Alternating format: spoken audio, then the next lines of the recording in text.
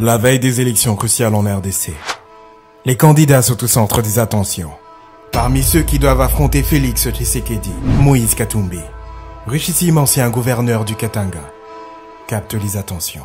Je voudrais d'abord diriger la province comme une entreprise, comme j'ai dirigé ma propre société. La loi ne permet pas qu'un gouverneur fasse les affaires. Il est dans les mines, il est dans les pétroles, même dans le petit commerce. Je dois démontrer comment. Allons-y. Moïse est en train de vous. Ok. Voilà. Lorsque vous émettez un avis contraire à celui de Moïse, en tout cas, sauf toi qui payes.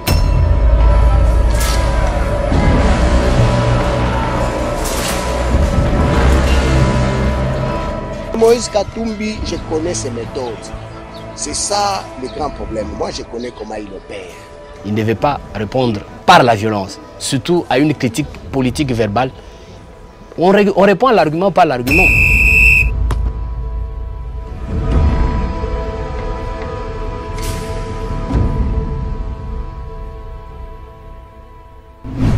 Il est présenté comme la principale menace face à Félix Tshisekedi. Il a bonne presse, surtout à l'étranger. Les principaux médias sont dithyrambiques sur son parcours. Il est présenté comme un homme d'affaires à succès, un milliardaire, un philanthrope, un président de grand club, et aujourd'hui, bien beaucoup le dépeignent comme l'homme idéal à diriger le Congo.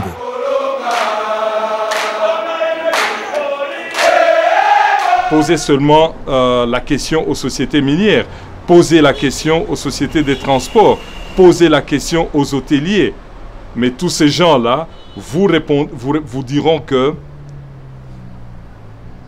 la position actuelle, la position dominante du gouverneur, c'est plutôt le gouverneur en tant qu'homme d'affaires qui en profite largement.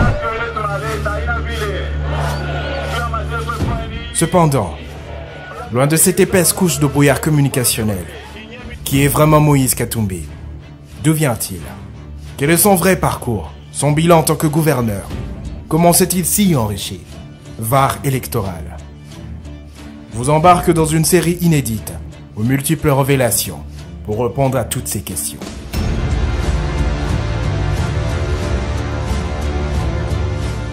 Moi, c'est 60 millions. Mais les Européens qui sont en partenariat avec la GECAMINE ont gagné combien de milliards? Si c'est un Congolais qui gagne 60 millions, d'abord 60 millions, c'est quoi? Tous ceux qui sont connectés au pouvoir, les hommes d'affaires qui sont proches du pouvoir, font des bonnes affaires. Et il a compris qu'il est, en étant au pouvoir, il peut faire des bonnes affaires. Prenez le nombre de sociétés qu'il avait avant, qu'il ne devienne gouverneur, lui et sa famille, et prenez le nombre de sociétés qu'il a aujourd'hui.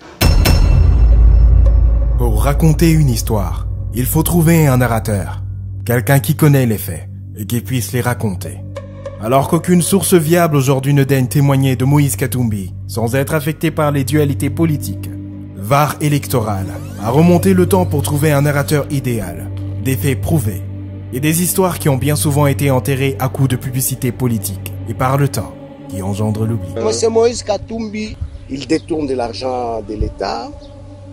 Il y a la fraude douanière, il y a le blanchissement d'argent, trafic illicite. Il y a toute une série de tentatives d'assassinat, intimidation. Il a instauré un très mauvais système de paternalisme que nous avons décrié avec nos oncles les Belges. Et cette province du Katanga est une province qui a eu ce malheur de rester dans ce paternalisme, de toujours avoir la main tendue. On ne peut pas assurer le développement d'une entité par une stratégie qui passe par le don. Et le Katanga est passé champion dans la gestion des dons. Nous avons reçu ces dons. Voilà pourquoi je suis très reconnaissant envers lui. Je le remercie de tout cœur. Parce qu'il s'agit d'un don personnel de son Excellence le gouverneur. Il fait des dons. On ne sait pas si ce sont des dons privés ou ce sont des dons de l'État. Donc, il ne rend compte à personne. Comment est-ce qu'il utilise les deniers publics, l'argent de l'État? Il a refusé de donner toutes ces preuves-là. La fortune à Moïse Katumbi. La fortune, ce qui fortune moko a vu d'une manière officielle. Il est né dans une famille d'entrepreneurs, c'est bien. Mais Oibi, et puis Tofandanier. Non. Il a affaire à une population extrêmement pauvre qui pense qu'il est le Messie. Hein, il est le Messie, non pas dans le sens de quelqu'un qui met au point un programme cohérent de développement, mais plutôt quelqu'un, quand il apparaît, c'est comme si on a cessé d'avoir faim. Ici, nous sommes maltraités. Les travailleurs ne sont pas respectés ici. On travaille beaucoup, mais à peu de salaire. Il y avait eu des promesses de la part du gouverneur telles que les gens qui viendront commencer à exploiter les minerais engageraient les creuseurs, chose qui n'a pas été réalisée. Nous dénonçons le gouverneur, c'est un homme puissant au Katanga, mais nous devons avoir ce courage de le dire. Parce que si nous ne le disons pas, il va continuer croyant que personne ne peut le dénoncer. C'est comme ça qu'on crée des dictateurs, des petits dictateurs. Pour les directeurs de la douane. Maintenant, nous allons utiliser la force. Merci. Je fais l'objet d'intimidations, d'appels anonymes. C'est tous les jours comme ça. Et il faut dire qu'à un moment, je ne passais plus la nuit chez moi. Il y a trafic d'influence, il y a abus du pouvoir. Et c'est la dérive à laquelle nous assistons par rapport à monsieur le gouverneur. Vous parlez anglais ou français? Non. Écoutez. Si je trouve ça cet après-midi, je ferme l'usine. Il intimide même le parquet, le procureur général au Katanga, pour lui dire, écoutez, vous aviez mal jugé ici, alors que lui n'a pas ces droits-là. Il n'a même pas ces droits. La Constitution ne lui donne pas ces droits-là. Mais il le fait parce qu'il a une milice, il intimide, et ces magistrats qui sont là. D'ailleurs, il y a un communiqué du syndicat des magistrats de Katanga qui ont publié que les gouverneurs s'ingèrent dans les affaires judiciaires de l'État. Et ce qui est anticonstitutionnel, effectivement. Il exerce le pouvoir de manière autoritaire. Et même les procureurs, tous les procureurs savent que s'ils ont des problèmes avec Moïse, bon, il est tellement influent, tellement puissant qu'il peut demander à un tel, à un ministre à Kinshasa, et dans les jours qui suivent, les procureurs est soit sanctionnés, soit révoqués de ses fonctions. Le problème, c'est quoi? Mais c'est Moïse est le gouverneur de la province du Katanga. Il n'est pas gouverneur dans sa maison. Il est gouverneur, il gère toute une population. D'où il a tout un programme. Quand il nous dit qu'il veut construire une route, nous avons aussi l'obligation après de savoir réellement cette route. Il a construit ça avec combien d'argent? Vous êtes d'accord avec moi? Et ça, quelle durée de vie?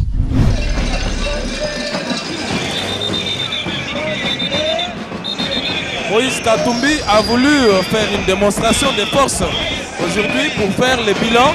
C'est le bilan de ces 100 jours en fait qu'il est en train de nous présenter cet après-midi. Le 30 juin, même président de l'Assemblée, à l'époque Vital Kamerhe, il y a qui représentait Tata Mokonzia. Au monifilm wana. La kisaki biso banje moko somo. Moïse Katumbi Chapwe qui a surpris tout le monde, sans tambour ni trompette. Il est aujourd'hui en train de démontrer que ce pays peut faire beaucoup de choses. Ce sont des choses qu'on n'avait jamais vues. Banjewana lelo ezawapi. Papa journaliste, tambola te namboko tu na banjewana ezawapi. C'est pour ça que je t'ai dit, ce qui banjewana, même moi je me suis dit Katanga ko za développer. La kanisi lelo, lobi nangaki na memo na mutu katoke tikalemi, toke place nyos. Mais banjewana élis-moi. Ce qui fait que ces gens-là qui sont clochardisés à souhait pendant des années et qui voient quelqu'un venir annoncer qu'il va construire une nouvelle ville, même s'il ne dit pas où est-ce qu'il va tirer les moyens pour construire cette nouvelle ville, les gens sont tentés de mordre à cet hameçon et dire « Ah, c'est peut-être le Messie qu'on attendait ». Lubumbashi ozala lokola Johannesburg. Mais Lubumbashi eza lokola Soweto. Na Soweto eleki Lubumbashi. Non, voilà, il ne faut pas aussi des mauvaises voix. Comment des mauvaises voix?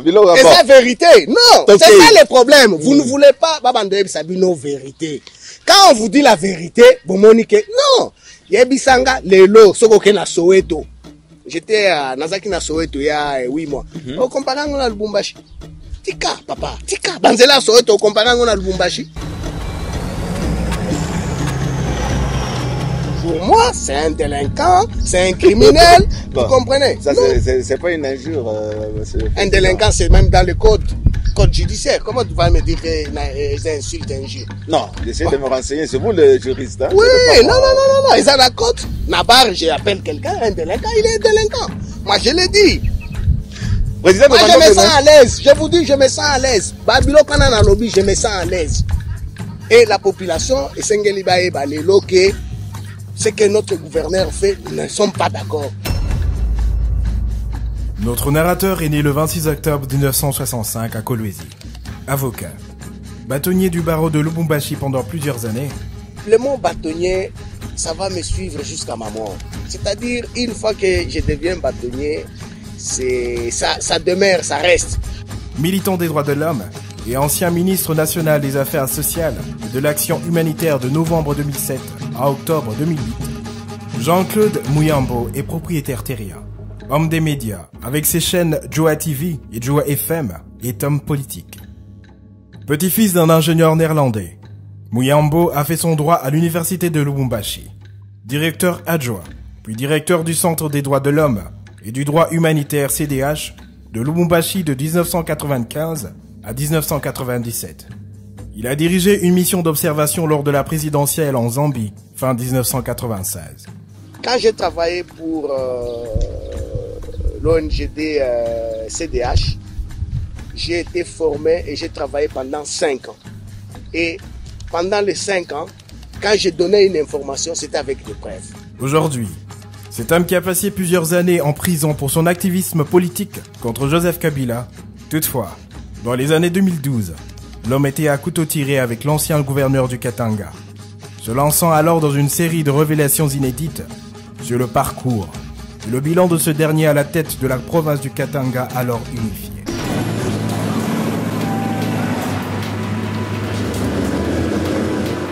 Nous constatons que le bilan est négatif. Le bilan est négatif. Nous sommes dans un milieu scientifique.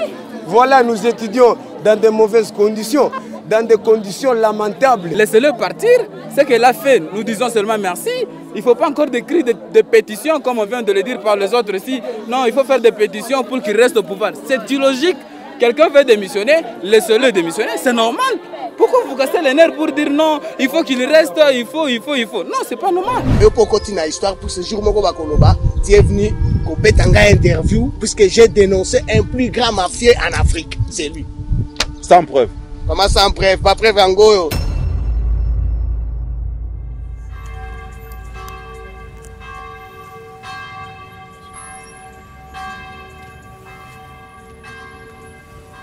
Eh oui, des Congolais courageux ont tout tenté pour attirer l'attention.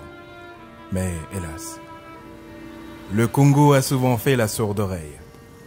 Moïse Katumbi quittera son poste de gouverneur en 2015, non sans être poursuivi en justice par Joseph Kabila, qui portera personnellement plainte contre l'ancien gouverneur pour corruption, détournement et fraude douanière. C'est au même moment que choisira le président du TP Mazembe pour devenir opposant, dénonçant tout à coup Joseph Kabila comme dictateur. Il nous a expliqué les raisons de cette démission. Écoutez. Si j'ai démissionné, c'est pour me ranger aux côtés des démocrates et lutter pour renforcer notre jeune démocratie dans notre pays. À la veille des élections cruciales à la tête de la RDC, VAR électoral est rentré dans le Katanga pour exhumer les vieilles plaies.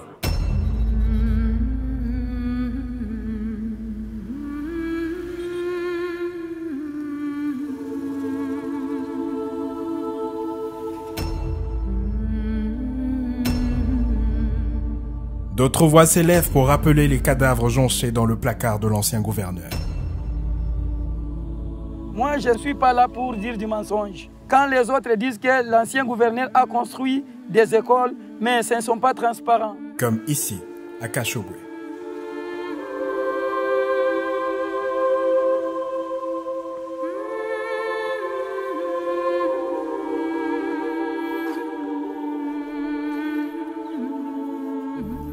Village très pauvre que Katumbi avait prétendu avoir développé comme Cape Town en Afrique du Sud.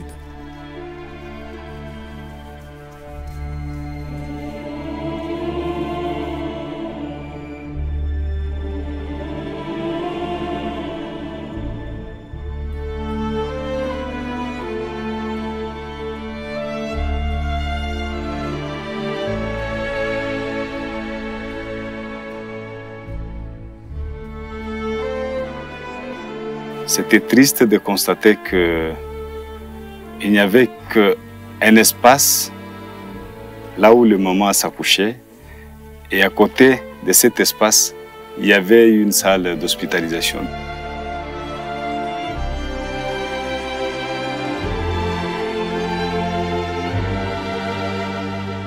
Les gens ont beaucoup à redire sur la gestion de l'ancien gouverneur. De l'autre côté, très loin de Kashobwe, dans la province du Lualaba, ce territoire du pays qui a tout offert, tant à la République qu'à la province du Katanga, dans sa vieille configuration. Des témoins oculaires d'une gestion calamiteuse alertent. Allons même dans la province du Haut-Katanga où le gouverneur Moïse était en train de siéger avec son bureau dans cette province-là. Demandons seulement l'histoire. Combien de bâtiments il a construits pendant qu'il régnait comme gouverneur. Donc aujourd'hui, aucune province dans notre grand Katanga n'a eu, en tout cas, un développement qu'on peut dire. Non, mais c'est manque d'une vision, manque d'un leadership, manque de volonté politique, au fait. Parce que les moyens étaient là. Donc il n'y avait qu'un manque de volonté politique